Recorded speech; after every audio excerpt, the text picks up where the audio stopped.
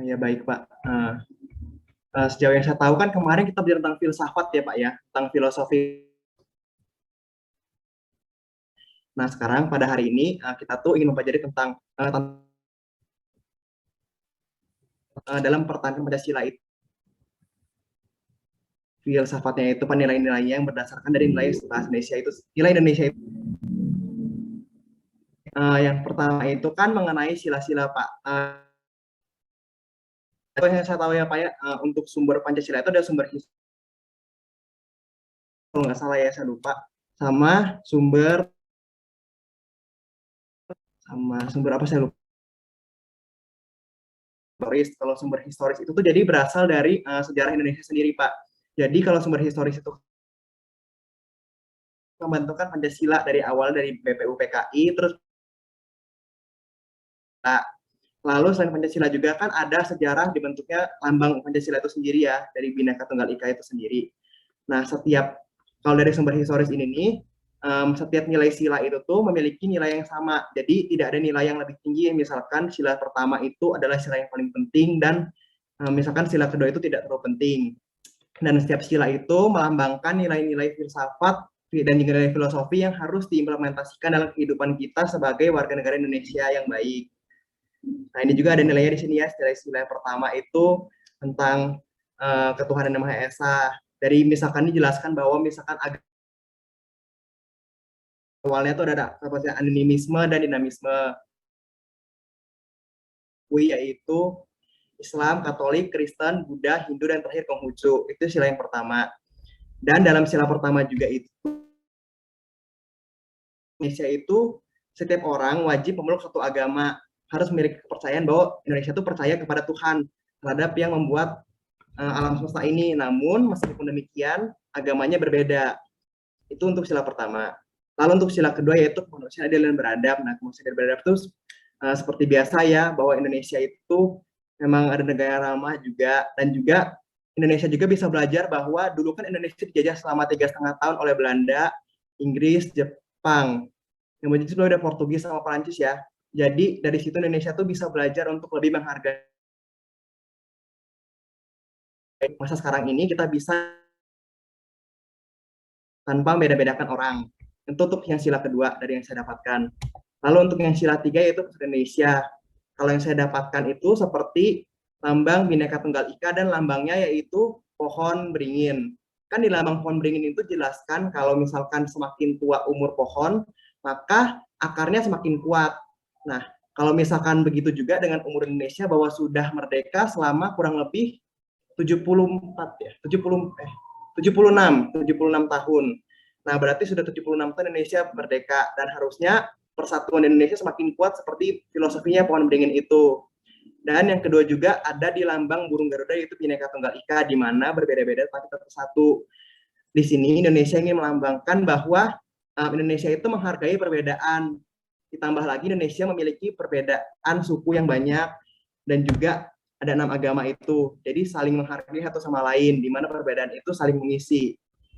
Lalu yang keempat, yaitu sila keempat, yaitu kerakyatan dipimpin oleh hikmat bijaksana dalam kemusyawaratan perwakilan. Di sini dijelaskan bahwa Indonesia itu menganut sistem demokrasi. Nah, Indonesia juga sudah mengadakan pemilu.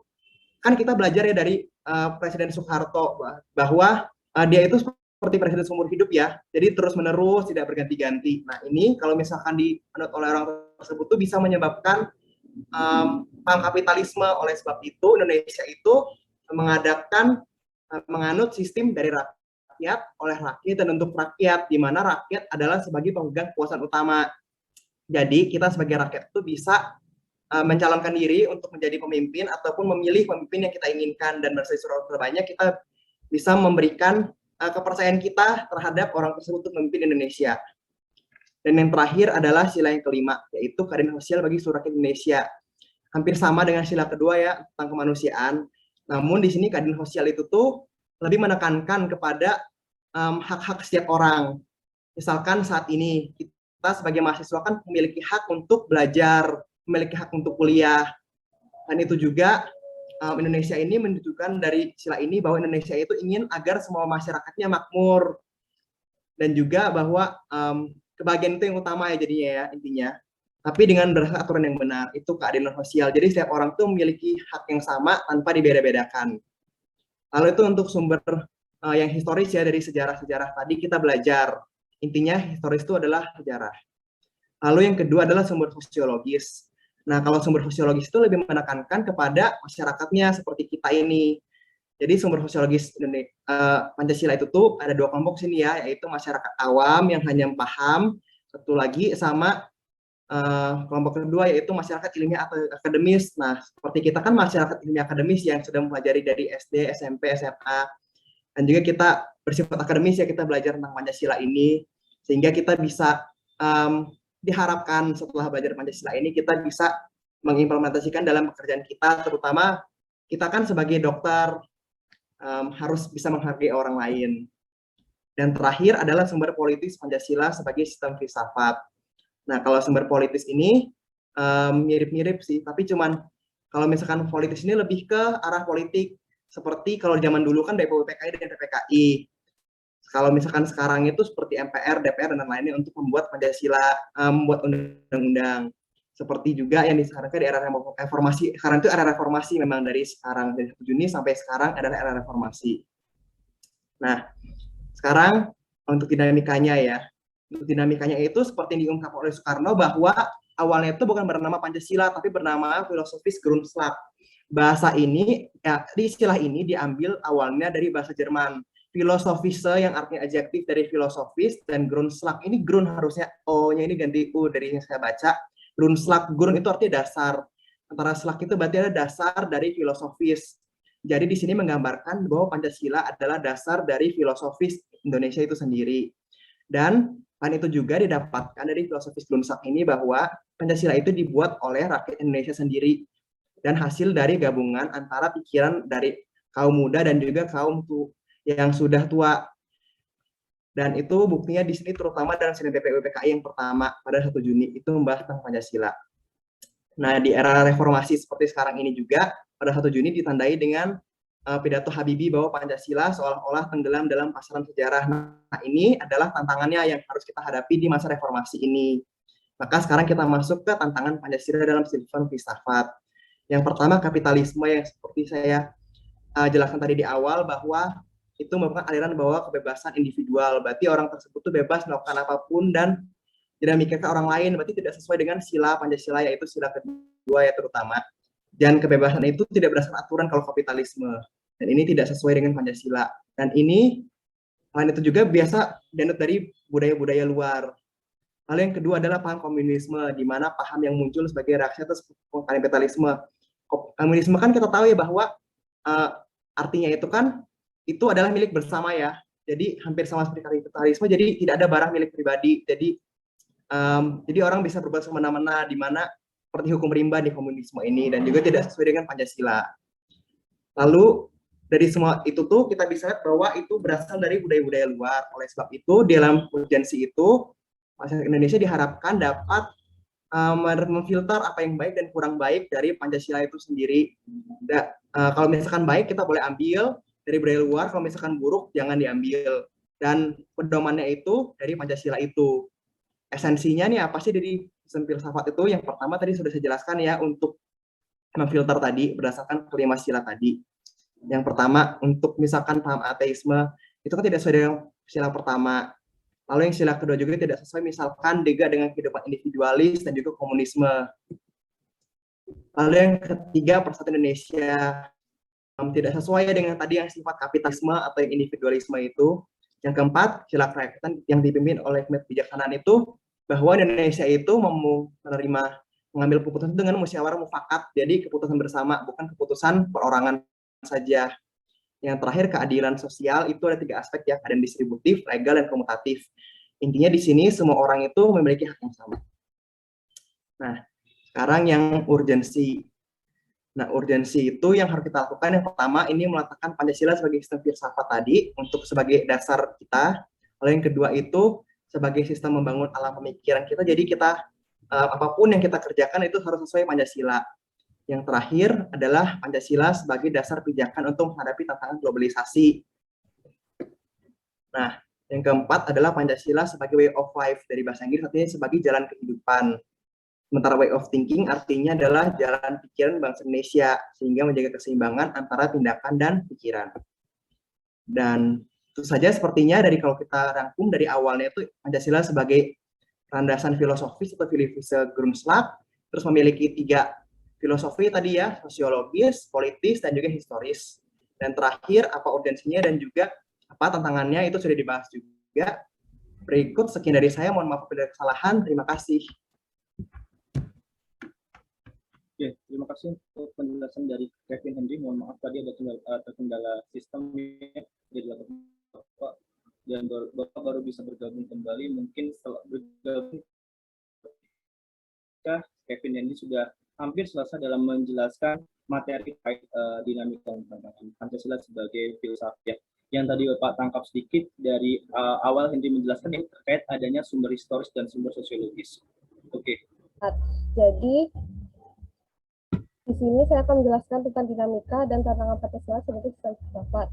Sama seperti Kevin tadi, jadi yang ditinjau dari sistem filsafat ini ada sumber historis, lalu ada sumber sosial, dan juga sumber politik. Jadi sumber historis ini dilihat sesuai yang telah dikatakan tadi itu dari sejarah-sejarah bangsa Indonesia. Jadi dipelajari dari sejarah-sejarah bangsa Indonesia. Jika ditinjau berdasarkan butir-butir Pancasilanya, sejarah-sejarahnya itu bisa dilihat dari yang pertama sila ketuhanan. Sila yang pertama, sila ketuhanan itu bisa kita lihat, jadi nilai-nilai Pancasila itu dipengaruhi oleh agama-agama lokal yang ada di Indonesia. Yang ada, contohnya pada zaman dahulu yaitu ada yang namanya agama Hindu dan Buddha yang mendominasi. Lalu setelahnya masuk ke agama Islam dan lalu di akhir-akhir masuk ke agama Kristen. Semua itu mempengaruhi dari sumber historis dari sistem filsafat Pancasila. Nah, setelah itu, jika ditinjau dari butir sila kemanusiaan yang adil dan beradab, maka bisa dilihat bahwa masyarakat Indonesia itu dilahirkan dari perpaduan pengalaman bangsa Indonesia dalam menyejarah. Bangsa Indonesia sejak dahulu dikenal sebagai bangsa maritim yang telah berkelana ke berbagai penjuru, sehingga bisa diambil nilai-nilainya dari sana. Setelah itu ada sila persatuan Indonesia. Jadi Indonesia itu merupakan sebuah kesatuan yang sangat beragam, sehingga dari pengalaman-pengalaman yang berbeda itu bisa disatukan. Nah, setelah itu ada sila kerakyatan yang dipimpin oleh kebijaksanaan dalam persyaratan perwakilan. Jika dilihat dari sini, itu tuh sejarahnya diambil dari sejarah-sejarah kerajaan-kerajaan yang ada di Indonesia pada zaman dahulu, di mana dikuasai oleh satu raja untuk rakyat dan oleh rakyat dan untuk dari rakyat oleh rakyat dan untuk rakyat. Jadi ini merupakan salah satu sumber sejarah untuk konsep demokrasi. Nah, setelah itu ada sila yang terakhir. Jika dilihat dari sila terakhir, maka akan ada sila keadilan sosial bagi seluruh rakyat Indonesia. Jadi di sini itu lebih ditekankan di dalam keadilan. Jadi nanti akan dibuat, jadi semua itu akan lari ke ungkapan Gemah Ripah Lojinawi Tata Tentrem Kertera Harja. Jadi demi impian masyarakat yang adil makmur itu, para pejuang bangsa telah mengorbankan dirinya untuk mewujudkan cita-cita tersebut dari yang kerajaan-kerajaan tadi. Nah, selanjutnya ada sumber sosiologis. Jadi sumber sosiologis itu benar yang tadi dikatakan, itu berasal dari aspek sosial dari sistem filsafat. Jadi sistem filsafat di Pancasila itu dapat dipandang dalam dua cara. Yang pertama bisa dipandang dari aspek masyarakatnya. Kalau masyarakat melihat filsafat Pancasila itu sebagai pandangan hidup atau way of life yang ada di dalam agama, budaya, dan juga adat istiadat yang ada di sekitar masyarakat. Jadi lebih umum. Sedangkan kelompok yang kedua, cara pandang yang kedua itu adalah berdasarkan teori-teori. Jadi dia itu lebih untuk akademisi-akademisi. Nah, setelah itu yang terakhir ada sumber politis. Jika ditengok filsafat Pancasila itu dari sumber politis. Jadi kalau dari sumber politis berarti dari cara pandang politik. Jadi bisa dibagi menjadi dua kelompok besar. Yang pertama ada pada saat sebelum pembentukan dari masyarakat Indonesia itu sendiri, yaitu pada saat sidang BPUPKI, saat pembentukan Pancasilanya BPUPKI, PPKI, dan juga pidato umum Soekarno. Setelah itu ada yang kedua, yaitu setelah saat era reformasi, yaitu di pidato politik Habibie. Nah, setelah itu ada dinamika dan juga tantangan Pancasila. Jadi dinamika Pancasila sebagai filsafat itu kita bisa tengok di 3 era. Yang pertama ada era sebelum kemerdekaan atau era saat awal-awal kemerdekaan itu tuh bisa ditengok dinamikanya dari munculnya pidato dari Soekarno dan juga sidang BPUPKI pertama. Nah, untuk era Soeharto, lalu ada era Soeharto di mana di sini filsafat Pancasila itu bukan hanya sebagai dasar ataupun cita-cita, tapi lebih ke pedoman hidup sehari-hari. Nah, setelah itu ada era reformasi. Nah, pada era reformasi ini sistem filsafat itu kurang muncul, tetapi pada pidato yang tadi, pidato Habibie, dimunculkan kembali. Kalau misalkan Pancasila itu seolah-olah tenggelam dalam pusaran sejarah masa lalu yang tidak lagi relevan untuk disertakan dalam dialektika reformasi. Nah, tantangan selanjutnya adalah tantangan Pancasila sebagai sistem filsafat.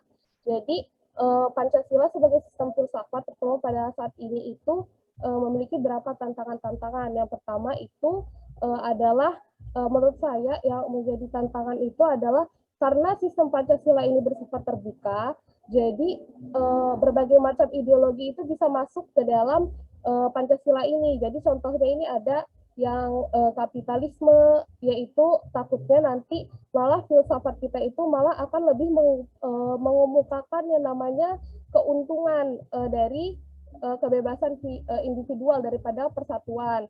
Lalu pandangan yang lainnya yang mungkin bisa muncul adalah komunisme yang bisa mengotori yang bisa mencampuri filsafat Pancasila. Jadi dia itu bisa malah mendominasi dari negara daripada keinginan rakyatnya. Lalu selanjutnya adalah kenapa sih kita harus mempelajari sistem filsafat Pancasila atau urgensinya. Jadi yang pertama itu Pancasila itu dapat memulihkan yang namanya kepribadian bangsa, dapat menjadi kepribadian bangsa. Yang kedua, Pancasila sebagai filsafat itu karena berakar dari nilai-nilai budaya, jadi karena berasal dari Indonesia itu sendiri, jadi bisa menghadapi tantangan berbagai ideologi-ideologi di luar sana, seperti yang tadi. Nah, lalu yang ketiga adalah filsafat ini dapat menjadi sebuah pijakan atau dasar dalam menghadapi berbagai tantangan yang akan muncul ke depannya. Lalu yang terakhir adalah filsafat ini dapat menyeimbangkan antara pikiran dan juga cara bertindak. Itu saja, terima kasih, mohon maaf atas segala kesalahan. Wassalamualaikum warahmatullahi wabarakatuh. Waalaikumsalam warahmatullahi wabarakatuh. Nanti sebelumnya tolong, ini kenapa banyak yang keluar dan masuk? Apakah ada beberapa mahasiswa yang masih terkendala dengan sinyal untuk bergabung di via Zoom? Karena tadi sudah ada 103 mahasiswa, 103 itu kan satu dengan Bapak ya, berarti kan 102 mahasiswa yang sudah bergabung, namun ini tinggal 100 mahasiswa, berarti kan masih kurang 4 mahasiswa lagi, dan dengan kalau satunya ini kan Bapak ya, berarti kan masih ada 4 mahasiswa. Apakah ada terkendala sinyal bagi mahasiswa yang belum bergabung di Zoom pada siang hari ini, atau bagaimana kira-kira? Baiklah, terima kasih Bapak atas pertanyaannya, saya izin menjawab. Jadi menurut pendapat saya, kesejahteraan sosial ini harus diterapkan kepada semua golongan masyarakat. Nah, sebagai dokter, kita tidak boleh memilih-milih pasien. Jadi ketika ada pasien, entah itu statusnya apa, entah itu dia dari keluarga yang bagaimana, entah itu dia siapa, kita tidak boleh memilih-milih. Artinya kita harus menyamaratakan semua pasien yang datang kepada kita itu sebagai pasien karena ingin berobat kepada kita. Jadi kita tidak boleh membeda-bedakan. Nah, itu yang pertama. Nah, yang kedua, menurut saya karena keadilan sosial bagi seluruh rakyat Indonesia, jadi ketika menghadapi pasien, jadi kita harus dengan ramah dan dengan tidak merendahkan atau tetap menjunjung tinggi tetap menjunjung tinggi pasien. Kemudian selanjutnya itu banyak beredar isu-isu terutama di kesehatan itu bilang katanya misal ada perbedaan antara si pasien yang datang dengan kartu BPJS dengan yang misalnya beda golongan. Nah, seperti itu. Nah, menurut saya itu tidak harus dibeda-bedakan. Jadi entah dia golongan 1, golongan 2 atau golongan 3, pelayanan yang kita berikan harus tetap sebaik mungkin, harus tetap sebagaimana mestinya. Jadi tidak boleh membeda-bedakan. Nah, itu. Dan sebagai dokter juga sebagai dokter kita harus menjunjung tinggi harkat dan martabat setiap orang. Jadi kita harus memperlakukan orang dengan sebaik-baiknya dan tidak membeda-bedakan. Terima kasih, Bapak. Jadi tanggapan dari Marcella ya terkait menerapkan mengimplementasikan sila kelima dalam keadilan sosial di bidang kesehatan ya, karena Bapak tangkap bahwa yang terpenting tidak adanya perbedaan. Kemudian yang terpenting adalah menerima setiap golongan ketika berobat kepada kalian ya, apalagi kalian sebagai tim medis, tim kesehatan, seorang dokter yang nantinya setelah selesai juga akan ada sumpah dokter, ya kan? Jadi kalian mau tidak mau harus mengingat sumpah dokter yang nantinya akan kalian ucapkan ketika selesai dari fakultas kedokteran. Jadi menurut Marcella adalah bagaimana cara Marcella nantinya ketika menjadi seorang dokter itu tidak adanya perbedaan, kemudian mencoba mengubah mindset masyarakat agar tidak menganggap remeh bahwa BPJS golongan, mau itu golongan 1, mau itu golongan 2 itu sama halnya ya. Semuanya sama, semuanya tidak ada perbedaan. Itu pendapat dari Marcella terkait mengimplementasikan cara menerapkan nantinya sila kelima di bidang kesehatan. Baik Pak, jadi untuk sila keempat ya Pak, yaitu bermusyawarah ya Pak ya?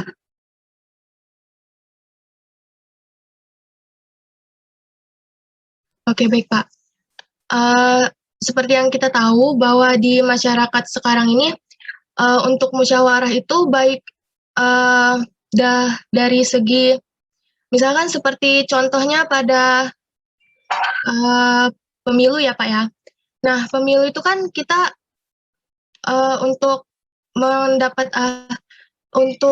mendapatkan hasilnya itu kan harus serentak ya Pak ya. Misalkan pemilu untuk pemilihan presiden itu kan harus serentak ya Pak ya. Nah di situ kita sebagai masyarakat itu berhak untuk memilih apa yang kita pilih gitu Pak. Nah jadi di situ tuh sudah tercantum bahwa masyarakat Indonesia itu bermusyawarah melalui jalur pemilu ini Pak. Nah selanjutnya yaitu pada banyak sih Pak dari permasalahan-permasalahan yang ada di Indonesia ini untuk dimusyawarakan. Jadi dari misalkan contohnya itu pada demonstrasi. Nah demonstrasi itu kan bisa aja dari kalangan pemerintah dan kalangan masyarakat itu kan kalau berdemonstrasi itu kan misalkan masyarakat itu dia menyalurkan suaranya ke pemerintah. Nah kemudian nanti pemerintah akan menarik salah satu masyarakat untuk diajak bermusyawarah untuk mendapatkan hasilnya gitu Pak. Nah, kemudian nanti dari situ kita bisa dapat apa yang jadi permasalahan dalam yang memicu terjadinya demonstrasi tersebut Pak gitu. Sehingga nanti kita mendapatkan hasil pemecahan permasalahannya secara bersama-sama. Menurut saya seperti itu Pak. Kurang lebihnya saya mohon maaf Pak. Terima kasih kan bahwa menurut Jihan lebih kemudian setelah dimengerti oleh setiap masyarakatnya, setiap pendapatnya kan memang setiap masyarakat pasti akan mengeluarkan pendapat yang berbeda ya. Namun bagaimana cara masyarakat itu menghargai perbedaan pendapat, kemudian ketika seperti demonstrasi tadi yang disoroti oleh Jihan, bahwa kan sekarang banyak demonstrasi yang mungkin lebih kepada mahasiswa turun hanya sekedar berita mungkin hoax-nya saja, atau mungkin beritanya belum terlalu konkret ya. Jadi banyak demonstrasi yang terkadang mahasiswa itu banyak yang anarki ya. Walaupun ada yang tidak anarki, namun lebih banyak yang disorotnya adalah yang anarki ya. Jadi ketika Jihan tadi menyoroti terkait demonstrasi kan lebih jadi lebih melihat bagaimana cara masyarakat itu menggali informasi terlebih dahulu ya kan. Kemudian dari informasi yang mereka dapatkan coba di cross check kebenarannya, kemudian baru mereka turun ke lapangan, seperti itu. Kemudian bagaimana cara masyarakat itu saling menyampaikan pendapat, ya, kemudian saling menghargai pendapatnya, karena yang namanya sila keempat itu lebih kepada musyawarah, ya kan? Yang namanya masyarakat itu memiliki pandangan yang berbeda, kemudian pendapat yang berbeda, yang tidak bisa disamakan. Namun pada akhirnya ketika bermusyawarah, hasilnya ya, yang nantinya siapa yang akan dipilih, kemudian yang nantinya suara siapa yang akan diterima, kan setiap masyarakat harus legowo, ya kan, harus menerima pendapat dari masyarakat yang nantinya pendapat tersebut diterima oleh lingkungan masyarakat. Itu adalah sumber dari sosiologis. Namun kalau untuk dikaitkan dengan sumber sosiologisnya Pancasila, itu kan lebih kepada dari perbedaannya masyarakat nih, apanya, sukunya bisa dilihat. Kita berbeda suku, dari Sabang sampai Merauke kita berbeda suku. Kemudian kita berbeda agama, setiap masyarakat di Indonesia diberikan hak untuk memeluk agama sesuai dengan percayaan masing-masing. Ya kan, itu sudah ada di pasal undang-undang, kemudian itu juga diterapkan dalam sila pertama ketuhanan yang Maha Esa. Dalam arti Indonesia itu memberikan kesempatan untuk masyarakatnya untuk memeluk agamanya sesuai dengan kepercayaannya. Kemudian Tuhan itu yang menciptakan kita, ya kan? Kita diciptakan ke dunia, kemudian kita juga akan kembali lagi kepada Tuhan. Ya, kita tahu kita sebentar hidup di dunia ini, jangan sampai salah melangkah, dalam arti kita punya pedoman, ya. Islam punya pedoman yaitu kitab suci Al-Quran, Nabi Muhammad. Kemudian Kristen juga punya pedoman sesuai dengan kitabnya, ya kan? Hindu juga punya pedoman sesuai dengan kitabnya. Itulah anugerah yang Tuhan berikan kepada masyarakat, ya kan? Anugerah yang diberikan kepada semua masyarakat yang memeluk agamanya sesuai dengan percayaannya. Kemudian melihat dari sumber historisnya itu lebih kepada sejarahnya Pancasila, lahirnya, kemudian ditetapkannya sebagai ideologi negara. Kemudian tadi dijelaskan bahwa sebagai pedoman hidup masyarakat, jelas sebagai pedoman masyarakat. Kenapa Pak kok disebutkan sebagai pedoman kehidupan? Karena kan yang namanya bermasyarakat itu kita sebagai masyarakat nih, kita harus mampu mengimplementasikan nilai sila Pancasila dari sila pertama hingga sila kelima.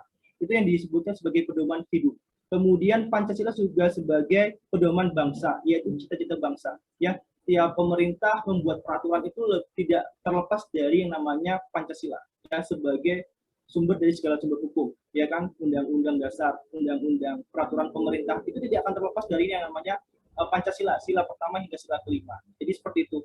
Itulah yang namanya dinamika dan tantangan Pancasila yang kita bahas pada siang hari ini, yang tadi sedikit Bapak mendengarkan penjelasan dari Kevin, karena mungkin Bapak tadi ada kendala sistem ya, yang tadi juga dijelaskan oleh Kevin Henry terkait sumber historisnya, sosiologisnya, kemudian sumber politisnya, kemudian oleh Rani juga dijelaskan terkait sumber historis itu ke arah kemana sejarahnya, bagaimana sejarah Pancasila lahir, kemudian kenapa harus kita menganut sistem Pancasila, kemudian ideologinya Pancasila itu untuk apa, itu bagaimana tujuannya, arahnya mau kemana, itu kan lebih kepada sumber historisnya. Kemudian sumber sosiologisnya juga lebih ke melihat bagaimana lingkungan masyarakatnya ini dapat mampu menerima perbedaan dari masyarakatnya, baik itu sukunya, agamanya. Kemudian disatukan di dalam sila ketiga Persatuan Indonesia itu bagaimana setiap perbedaan itu dapat mempersatukan NKRI agar tidak terlepas dari yang namanya sila ketiga, ya kan?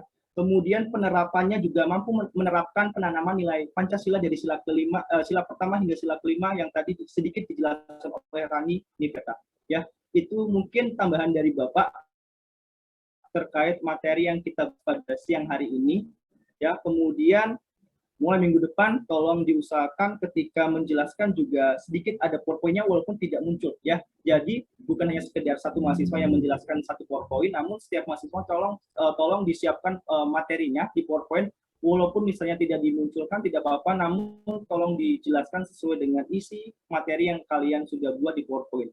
Ya, untuk minggu depan ketika nanti kita Zoom lagi, tolong diusahakan dan disiapkan materinya lebih matang lagi, penjelasannya lebih spesifik lagi, kemudian diberikan contoh sedikit bagaimana penerapan Pancasilanya di tahun ini, tahun 2021 ini, yang dimana sudah begitu pesat ya terkait ilmu teknologinya. Kemudian bagaimana permasalahan yang ada di lingkungan masyarakat ya terkait mungkin penyelewengan Pancasila atau dari banyaknya masuknya teroris, itu kan juga sudah menyeleweng dari nilai Pancasila ya, sila ketuhanan ya. Jadi mulai minggu depan tolong diusahakan untuk menambahkan menjelaskan materi dengan berikan contohnya maupun diberikan contoh dari kemajuan pada tahun ini, mungkin kemudian dari permasalahan-permasalahan yang kita lihat di berita ya. Jadi bisa dikaitkan antara materi yang kita bahas dengan berita-berita yang mungkin sudah mencuatnya di tahun-tahun saat ini ya. Terima kasih untuk penjelasan dari Kevin Henry, Rani,